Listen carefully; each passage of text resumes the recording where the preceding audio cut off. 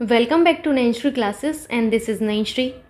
आशा करती हूँ कि आप सभी लोग एकदम अच्छे होंगे और अपनी पढ़ाई बहुत अच्छे से कर रहे होंगे। आज हमें यहाँ पर इस वीडियो में कवर करना है 7 सितंबर का करंट अफेयर्स। पहला क्वेश्चन आपसे आज का कि किस दिन को अंतर्राष्ट्रीय चैरिटी दिवस के रूप में मनाया जाता है। तो अंतर्राष्ट्रीय चैरिटी दिवस के रूप में बेसिकली आपके 5 सितंबर को मनाया जाता है। ठीक, हर साल आपका जो 5 सितंबर है इसको दुनिया भर के लोग मदर टेरेसा की पुण्यतिथि को चिन्हित करने के लिए अंतर्राष्ट्रीय चैरिटी दिवस आपका मनाते हैं। आपकी जो मदर टेरेसा थी इनको 1979 में नोबेल शांति पुरस्कार से सम्मानित किया गया था और ये पहली बार जो दिवस है आपका अंतर्राष्ट्रीय चैरिटी दिवस 2012 में संयुक्त राष्ट्र महासभा द्वारा चिन्हित किया गया था। आइए एक बार इसको नोट कर लेते हैं। हेडिंग आपकी क्या होनी चाहिए? हेडिंग आपकी होनी चाहिए अंतर्राष्ट्रीय चैरिटी दिवस। चैरिटी दिवस।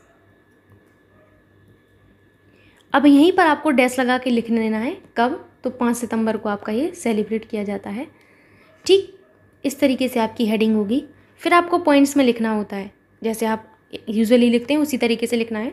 तो पहला पॉइंट आपको यही लिखना है कि हर साल 5 सितंबर को दुनिया भर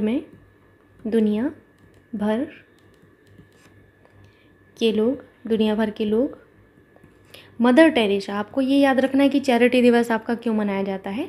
तो मदर टेरेसा जो थी, मदर टेरेसा की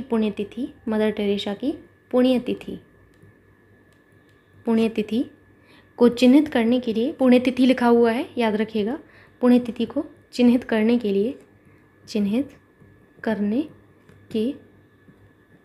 लिए अंतर्राष्ट्रीय चैरिटी दिवस आपका मनाया जाता है। अंतर्राष्ट्रीय चैरिटी दिवस मनाया जाता है।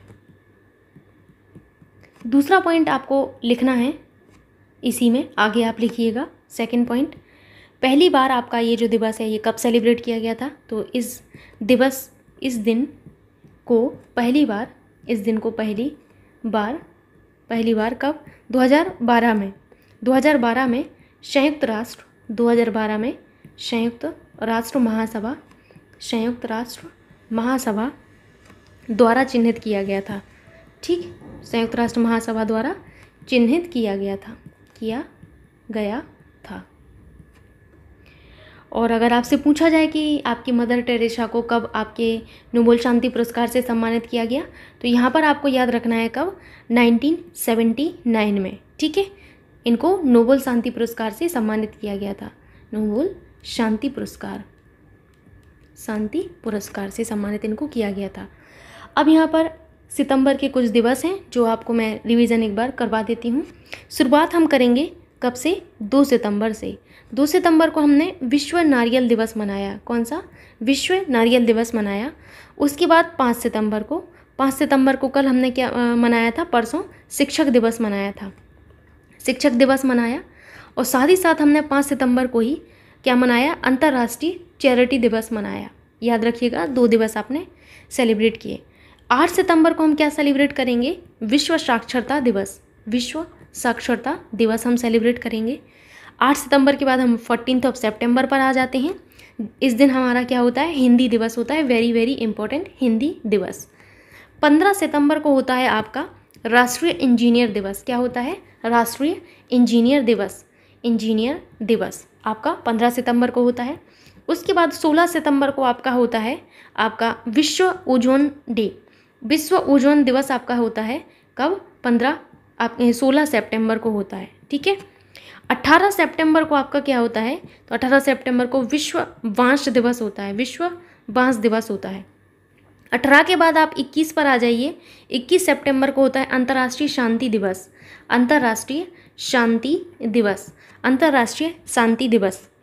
उसके बाद 24 सितंबर को आप क्या मनाएंगे? विश्व समुद्री दिवस आप सेलिब्रेट करेंगे। उसके बाद 26 सितंबर को आप क्या सेलिब्रेट करेंगे? विश्व नदी दिवस। लास्ट आपको सेलिब्रेट करना है 27 को। कौन सा? विश्व पर्यटन दिवस सेलिब्रेट करेंगे। तो ये सारे दिवस आपके रहे। मूव करते हैं नेक्स्ट क्वेश्चन पर। क्वेश्चन आपके सामने है। क्वेश्चन आपसे कि निम्नलिखित में से किसने 5 सितंबर 2022 को भारतीय नौवहन निगम के अध्यक्ष और प्रबंध निदेशक के रूप में जो आपका पदभार है ये ग्रहण किया है? Who among the following has taken over a chairman and managing director of the Shipping Corporation of India on 5th of September 2022? सो आपका करेक्ट आंसर होगा विनेश कुमार त्यागी। कौन होगा? विनेश कुमार त्यागी जी ने ये आपका पद जो है ग्रहण किया है, याद रखिएगा। अगर हम बात करें भारतीय नौवहन निगम की, इंग्लिश में इसको क्या कहते हैं? इंग्लिश में इसे कहा जाता है आपका the shipping corporation of India. तो the shipping SHIPPING the shipping corporation CORPORATION corporation of India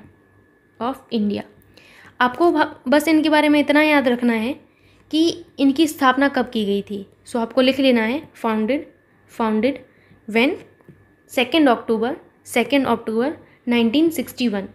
फिर आपको इनके हेडक्वार्टर्स याद रखने हैं कि इनके हेडक्वार्टर्स मुंबई में है। कहाँ पर है? मुंबई में। एक बार मैं आपको ओरली जो कुछ नियुक्तियाँ जो आपने पिछली वीडियोस में पढ़े हैं उनको मैं रिवीजन करवा देती हूँ। मैंने आपको बताया था कि थाईलैंड में भारत के अगले राजदूत के रूप में किसको चुना गया है? नागेश सिंह को। याद करिए, मैंने आपको बताया है नागेश सिंह को चुना गया है, ठीक है। फिर उसके बाद मैंने आपको बताया था प्रणय कुमार वर्मा जी के बारे में कि बांग्लादेश में भारत के अगले उच्चायुक्त के रूप में इनको चुना गया है। किसको?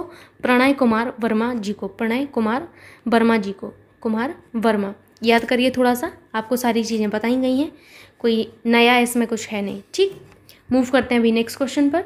एंड नेक्स्ट क्वेश्चन आपके सामने है, 1 मिनट आप लोग दीजिएगा, ये बहुत इंपॉर्टेंट क्वेश्चन है आपके लिए। इसमें आपको लास्ट ऑप्शन भी दिख रहा होगा अभी। क्वेश्चन है आपसे कि सितंबर 2022 में हर घर में RO का पानी पहुंचाने वाला उत्तर प्रदेश का पहला गांव कौन सा बन गया है? क्वेश्चन आपको समझ में आ रहा होगा। आपको ये बताना है कि यूपी का कौन सा गांव है जो हर घर में RO का पानी, देखिए RO के पानी की बात की जा रही है, तो आंसर क्या होगा? भरतौल। क्या होगा आपका आंसर? भरतौल होगा। ये बेसिकली आपके बरेली में है गांव। कहाँ पर है? बरेली आपका एक ज़िला है, बरेली ज़िले में ये आपका गांव है भरतौल, जहाँ पर RO के पानी के लिए आपका जाना गया इस बार। अगर हम बात करें यूपी की, तो यूपी में आप लोगों को याद रखना है कि यूपी की कैपिटल क्या है? यूपी की कैपिटल है आपकी लखनऊ। क्या है? लखनऊ। राज्यपाल कौन है? गवर्नर यहाँ की आनंदीबेन पटेल हैं। कौन है? आनंदीबेन पटेल हैं। उसके बाद इनकी जो आपके यूपी हैं, इनके CM कौन है? तो सभी को पता है, योगी आदित्यनाथ जी यहाँ के CM हैं। कितने ज़िले हैं? 75 टोटल यहाँ पर ज़िले हैं यूपी में, 75 ज़िले हैं यहाँ पर। और इसको राज्य का दर्जा कब दिया गया? तो राज्य का जो दर्जा दिया गया था आपके यूपी को, वो बेसिकली आपका 24 जनवरी 1950 को दिया गया था। साक्षरता की अगर बात करें, साक्षरता की, तो 2011 की जो आपकी जनगणना थी उसमें आपका बताया गया है कि यहाँ की साक्षरता 67.68% है। साक्षरता याद रखिएगा आप लोग, लिटरेसी 67.68%, ठीक। मूव करते हैं नेक्स्ट क्वेश्चन पर। नेक्स्ट क्वेश्चन आपके सामने है, 1 मिनट दीजिएगा आप लोग। क्वेश्चन आपसे पूछा गया है कि 5 सितंबर 2022 को ब्रिटेन के अगले प्रधानमंत्री के रूप में किसे आपका जो है बेसिकली चुना गया है? तो लिज ट्रस को। किसको? लिज ट्रस को, याद रखिएगा। अगर हम बात करें आपका बेसिकली यूनाइटेड किंगडम की, तो आपको मैंने बताया हुआ है कि यूनाइटेड किंगडम में आपका क्या क्या आता है? इंग्लैंड आता है, और आपका स्कॉटलैंड आता है, इंग्लैंड स्कॉटलैंड, और आपका वेल्स आता है, वेल्स, इंग्लैंड स्कॉटलैंड वेल्स, और उत्तरी आयरलैंड आता है। क्या आता है? उत्तरी आयरलैंड आता है। याद रखिएगा इतनी चीज़ें, ठीक है। यूनाइटेड किंगडम की जो कैपिटल है कहाँ पर है? ये लंदन में है, कैपिटल इनकी लंदन में है, याद रखिएगा आप लोग। और अगर हम बात करें कि आपकी बेसिकली मुद्रा क्या है, तो पाउंड स्टर्लिंग है मुद्रा, करेंसी इनकी क्या है? पाउंड स्टर्लिंग इनकी मुद्रा है, ठीक। मूव करते हैं अभी नेक्स्ट क्वेश्चन पर। एंड नेक्स्ट क्वेश्चन आपके सामने है। क्वेश्चन आपसे है कि किस राज्य ने अभिनेता किच्चा सुदीप को सितंबर 2022 में अपनी पुण्यकोटि दत्तू योजना के लिए ब्रांड एम्बेसडर नियुक्त किया है? तो आपको यहाँ पर बताना था कि किसने बेसिकली किसको? किच्चा सुदीप को अपना जो है पुण्यकोटि दत्तू योजना के लिए ब्रांड एम्बेसडर नियुक्त किया है कर्नाटक ने। किसने? कर्नाटक राज्य ने ये इनको नियुक्त किया है। उद्देश्य क्या है इस योजना का? कि गाय गोद लेने के बारे में जागरूकता पैदा करना और राज्य भर में गौशालाएं स्थापित करना, ये इनका उद्देश्य है इस योजना का। तो उद्देश्य आपको पता होना चाहिए कि पुण्य कोटि दत्तु योजना का उद्देश्य क्या है। गाय को गोद लेना, गाय गोद लेना, गाय गोद लेने के बारे में, गाय गोद लेने के बारे में अवेयरनेस फैलाना, बारे में जागरूकता फैलाना, जागरूकता फैलाना, साथ ही साथ राज्य भर में गौशालाएं स्थापित करना। क्या स्थापित करना? गौशालाएं। ठीक है, गौशालाएं स्थापित करना, ये बेसिकली इनका उद्देश्य है जो कि आप लोगों को याद रखना है। अगर हम बात करें कर्नाटक की, तो कर्नाटक जो है इनकी राजधानी कहाँ पर है? इनकी कैपिटल है बेंगलुरु। कहाँ पर है इनकी कैपिटल? बेंगलुरु में इनकी कैपिटल है। अगर हम बात करें यहाँ के गवर्नर की, तो गवर्नर हैं आपके थावरचंद गहलोत, थावरचंद गहलोत, यहाँ पर आपको याद रखना है। मुख्यमंत्री की बात करें तो यहाँ के मुख्यमंत्री हैं बसवराज बोम्मई। कौन है? बसवराज। मैं एक बार लिख देती हूँ, बसवराज बोम्मई। बसवराज बोम्मई यहाँ के जो हैं बेसिकली मुख्यमंत्री हैं। इतनी चीज़ें आप लोगों को याद रखना है इनके बारे में। मूव करते हैं अभी नेक्स्ट क्वेश्चन पर। क्वेश्चन आपसे है कि राज्य में आपको उस राज्य का नाम बताना है जहाँ पर 3 नए जिले जुड़ने के बाद सितंबर 2022 में छत्तीसगढ़ में कुल कितने जिले हो गए हैं। अब राज्य भी दे दिया गया, अब आपसे पूछा गया कि कुल कितने जिले हो गए हैं। तो यहाँ पर आपको याद रखना है कि कुल आपके 31 हो गए हैं। कितने? 31 जिले हो गए हैं। ठीक है, छत्तीसगढ़ के मुख्यमंत्री भूपेश बघेल ने राज्य में 3 नए जिलों की घोषणा की है।